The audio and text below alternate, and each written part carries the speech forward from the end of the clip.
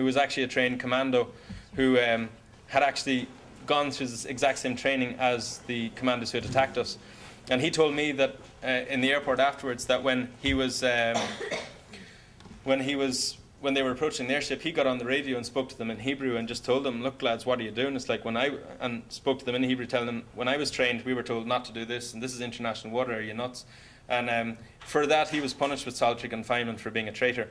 And there were actually quite a few Israelis with us, which in the aftermath, the media sort of get rid of that fact and just say, "Oh, it was Muslims and a few misguided Europeans or Americans." But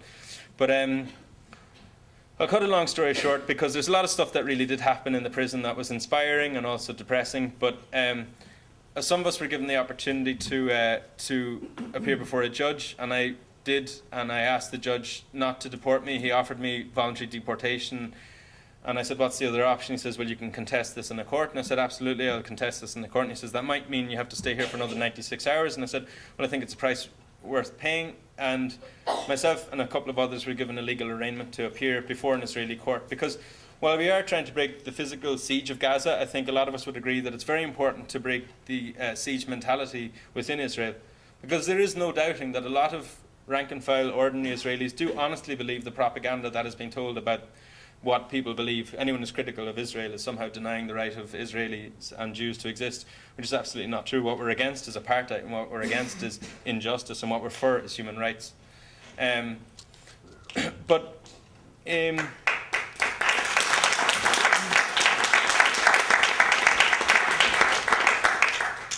But anyway, so myself and Ken O'Keefe, and funnily enough, it was another Irish guy, another Irish American, who were the last two people in the prison.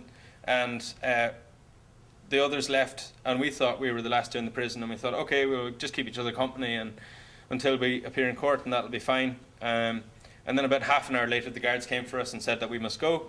And we had asked them why. Sure, we have a promise from the governor that we're going to stay. We've got this legal document, which they ignored and said, "No, you have to come with us."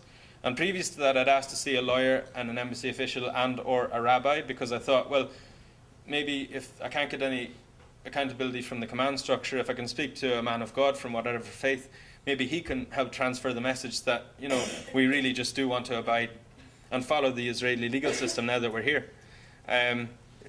We were brought against our will to Ben Gurion Airport. Long story short, when we were brought into the terminal, if you ever do fly to Tel Aviv, we were brought to the main area where your passports are checked, and we were sitting down, honestly not expecting anything else to happen now. And then we saw Paul Larudi, I think he's in his 70s, he's from California, being carried out from one room, limp and looking lifeless, and we were freaked out, and we said, "What are you doing? Leave him, let him sit down.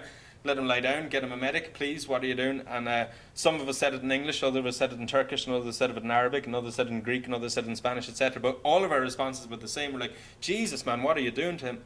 And to that, and I honestly think that this is because of their training, when they heard Arabic or Turkish being spoken in a sort of an upset way, for them it was a trigger.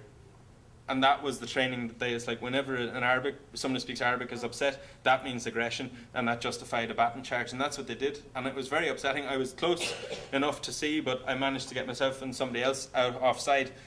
But 60-year-old men, people from the 18 up to 60 in retirement age, being beaten senseless and being hit repeatedly in the most vulnerable parts of their body, heads cracked open, bones cracking, in the middle of the airport, in the fake marble floors under CCTV camera where you get your passports checks. And if you ever do go to Israel, it's right there. And it was under CCTV camera, and I couldn't believe it. But Ken O'Keefe, who I had been along with for a considerable amount of time, was then taken away, and he had a gash across his face and a curtain of blood. And Ken, if you ever do meet him, it's hard to stop him talking. He likes to talk, he's loquacious. But when I saw him again, he couldn't say a thing, and it's like, "Ken, what's happening? Are you okay?" And he just made sort of gestures to me, and it was all very shocking. It was surreal. We really didn't expect that. Myself and the captain of the Mavi Marmara were sat down again, and we were told, "Okay, just sit there and everything will be okay." And we were like, "All right." And we were all a bit paranoid and freaked out. When we did get to, they did ask us to come up and sign deportation, and we refused. I refused a few times. And on the third or fourth time they requested me, they grabbed me, 3 of them grabbed me. Then as soon as that happened, it was like 5 of them grabbed me from behind. And in total, somebody said it was about 17 of them had me on the ground and beating me and sort of trying to break my fingers, etc., and kicking me in the head. Luckily, I had seen what had happened before, and I just made my body limp and said, look, okay, I'll talk to your man if you want me to, but I just don't want to sign the paper. But they continue beating me for a long time, and I don't want to exaggerate that, really, because it's nothing compared to what a lot of people do go through on a daily basis, that humiliation. And I did have eyewitnesses who were able to then swear it in an affidavit, and the UN now know about that for whatever good it does. But I was then brought up, thrown against the wall, had my legs kicked from under me, and threatened at gunpoint, and they did tell me that they would shoot me. And as an Irish person, I've not that I've been in that situation too often, but it's a human response. You don't want to be humiliated, or at least you don't want to show your fear. So I just sent a respondent like, look, how are you going to shoot me? You're going to shoot me like you shoot the Palestinian kids through here? What do you mean? It's like, this is ridiculous. And I was just, given a little bit of lip, just saying this is, and then I decided it's probably better to be quiet, because these teenagers it's not like you're talking to a government official. They can slip the finger and just claim it was an accident. So that happened, and eventually I was taken to Turkey on a plane against my will. Minus my passport, which I was later sent to Dublin. But to be honest, I could continue about the consequences of what happened afterwards, but it's probably better to leave that for questions afterwards. What I'd probably just like to return to is, apart from the specifics of what's happening, a lot of us here already know what's going on a day-to-day basis. And I think it's got to the stage where it's not enough being academic about it and thinking, oh, this is wrong. And it's great that people turn out to events, but we really need to up the ante and do more, because we are at a tipping point, despite the package of incentives that Clinton has offered Israel, which I think does make a lot of us despair.